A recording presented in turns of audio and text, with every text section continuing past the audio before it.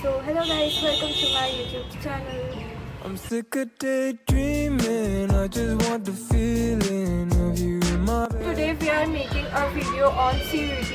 Like बहुत सारे लोगों ने मुझे comment करा था कि share your CUET strategy. So today's video will be based on CUET 2024. So let's begin. First question was what was your CUET score? हम दोनों का सेम CUET स्कोर था फॉर योर काइंड इन्फॉर्मेशन 761 और इसका भी 761 एंड और हम लोगों को मिला है BCom programme in Kirorimal college. A lot of people got 764 also वो भी बीकॉम प्रोग्राम में है. देन वी हैव समवन जिसके 771 है वो भी बीकॉम प्रोग्राम में है. So it depends on what kind of preference list you make. हाँ, और बाकी अगर तुम्हारा कोटा हुआ तो तुम्हें कम स्कोर तो तुम्हें 740 में भी मिल जाएगा, तुम्हें 730 में भी मिल जाएगा. पर अगर इफ़ यू आर जनरल तो आपको 760 प्लस चाहिए फॉर बीकॉम प्रोग्राम और for honours I guess 770 is minimum. एक क्वेश्चन ये भी आता है कि बीकॉम प्रोग्राम और बीकॉम ऑनर्स में क्या डिफरेंस है. So the only difference is कि मतलब उन लोगों को माइनर डिग्री का एक ऑप्शन रहता है. Like in GE they can opt for a minor degree in economics और वॉट एवर दे वांट, पर हमारे पास वो ऑप्शन नहीं होता है. बाकी कोर्स पूरा सेम होता है, लाइक सब्जेक्ट्स भी हमारे सेम ही है और शॉर्ट पूरा सेम होता है, बस एक माइनर डिग्री का ही उसमें अंतर होता है. और बीकॉम प्रोग्राम वाले बीकॉम ऑनर्स की डिग्री ले सकते हैं अगर वो एक साल और करें. जैसे हमारे पास एक ऑप्शन होता है कि जैसे हमारा कोर्स 3 इयर्स का होता है, एक साल और आगे बढ़ा दे तो हम लोग 4 साल का कोर्स कर ले तो हमको ऑनर्स की डिग्री मिल जाएगी. पर वो इतनी वर्थ नहीं है, मतलब कि प्लेसमेंट वगैरह के टाइम पे कुछ ऑनर्स या प्रोग्राम ऐसे देखते नहीं है. सो मतलब बहुत कम ही लोग ऑप्ट करते हैं 4 इयर्स का कोर्स, जनरली 3 इयर्स ही करते हैं लोग. So next question was what was your CUET strategy. So मेरी स्ट्रैटेजी जैसे कि अभी पिछले साल क्या हुआ था, हम लोगों को ना पूरे ईयर ऐसा कुछ ऐसे CUET के बारे में पता था पर इतना नहीं पता था कि क्या कोर्स आ रहा है और क्या हो रहा है. तो हम लोगों ने जो बोर्ड्स के बाद हमको टाइम मिला था 2 मंथ्स का, हमने उसी में प्रिपेयर किया था पूरा CUET का. तो और वो हो गया था. अकाउंट्स में प्रैक्टिस इज मस्ट, लाइक सारी सब्जेक्ट में आपको ना कोई भी बुक की लाइन उठा के दे देंगे और आपका कोई वर्ड नहीं रहेगा, आपको वो वर्ड ढूंढ के लिखना पड़ेगा, तो आपको रीडिंग बहुत करनी पड़ेगी. तो मैं आपको यही सजेशन दूंगी कि आप ज़्यादा से ज़्यादा बुक्स पढ़ो NCERT वगैरह और उसको मार्क करते जाओ. लाइक आप कीवर्ड्स बना लो और अभी के लिए बस मार्क करते जाओ क्योंकि बोर्ड्स में इतना काम नहीं आएगा. बोर्ड्स में आपको ज़्यादा लिखने का ही काम आता है. वो आप CUET के लिए रखो, उसको प्रिपेयर करके ऐसे एक रजिस्टर में लिख के आप वो CUET के टाइम पढ़ना तो आपका हो जाएगा. हाँ, और focus on making very 1 pointer notes क्योंकि वो CUET में काम आते हैं, ना कि बहुत एक्सटेंसिव नोट्स, बट जो पॉइंट टू पॉइंट वाली बात होती है वो. और इंग्लिश के लिए प्रैक्टिस RCs जो रीडिंग कॉम्प्रिहेंशन होते हैं वो बहुत प्रैक्टिस करो. न्यूज़पेपर पढ़ो क्योंकि उससे फिर आपकी अपने आप वोकैबुलरी अच्छी हो जाएगी. नॉवेल्स पढ़ने से जैसे कोई वर्ड में लाइन करके जल्दी से उसको गूगल कर लो. सो उससे फिर ना ऐसा एक्स्ट्रा एफर्ट्स नहीं डालने पड़ेंगे और ऐसे ग्रेजुअली इंग्लिश अच्छी होती जाएगी. एंड हाँ, वही सैम्पल पेपर्स बहुत सारे लगाओ जिससे बाद में जाके ऐसा एकदम से ना लगे कि क्या आ गया.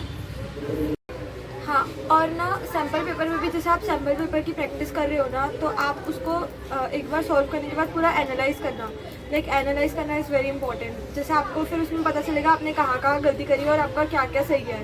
हाँ, जो भी गलत गया है ना उसको लिख लो एक उसमें. हाँ, तो before exam can go through it कि क्या क्या गलत. यस, तो उसमें ना जो आपका गलत जाता है आप एक बार वही टॉपिक्स निकाल के वापस पढ़ सकते हो क्योंकि ज़रूरी नहीं है वही क्वेश्चन आ जाए, पर ये हो सकता है कि उसी टॉपिक में से आ जाए.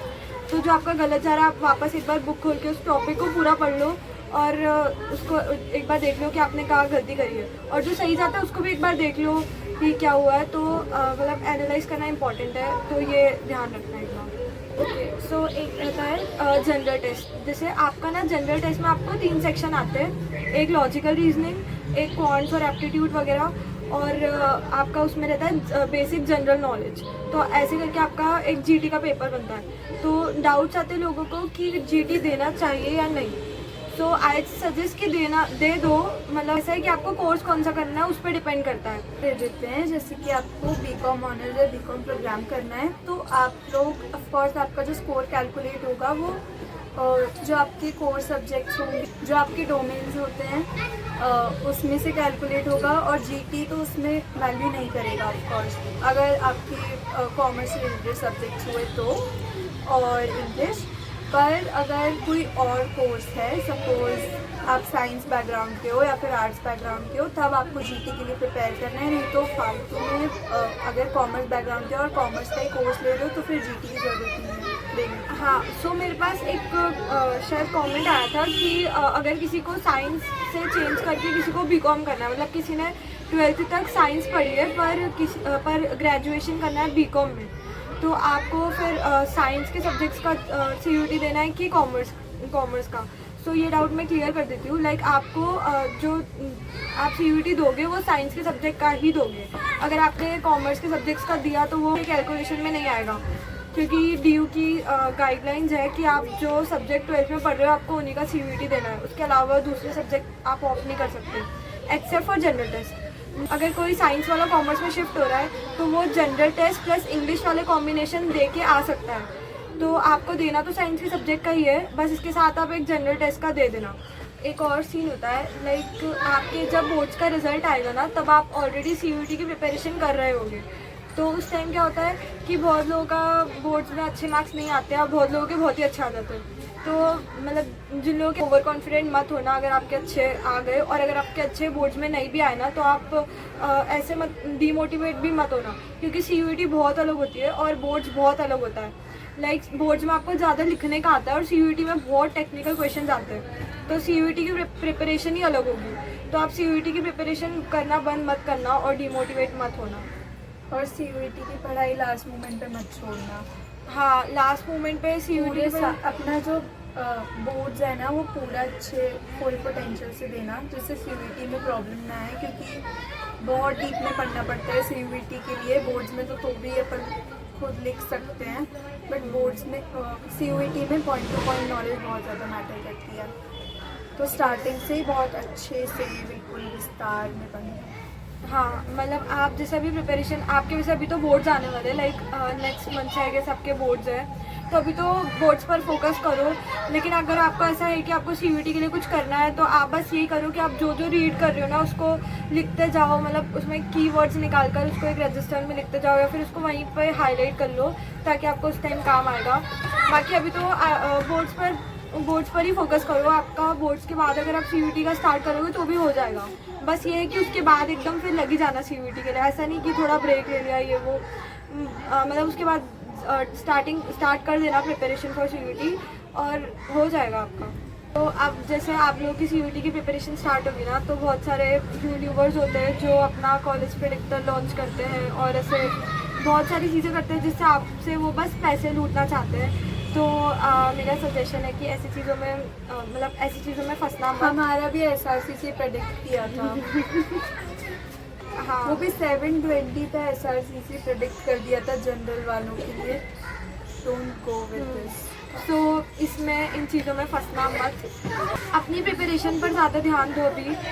और अगर आप सेल्फ स्टडी भी करोगे ना तो भी आपका हो जाएगा, लाइक इतना वो नहीं सेल्फ होता। Study plus sample papers. हाँ, self study plus sample papers are enough. Like sample papers तो आपको करना ही है, वही आपको उन्हीं से समझ में आएगा कि आपने कहाँ गलती करी है और क्वेश्चंस कैसे बनते हैं सीयूटी में। So thank you so much for watching it. I hope you liked. आपके अब जो भी डाउट्स हो ना आप मुझे कमेंट में लिख दो। We'll try to cover them in the next video अगर बनी तो। हाँ, एंड अच्छे से पढ़ाई करो and give your best shot. That's it. Thank you so much for watching और तब तक के लिए all the best for your preparation. Prepare well. Thank you. I'll keep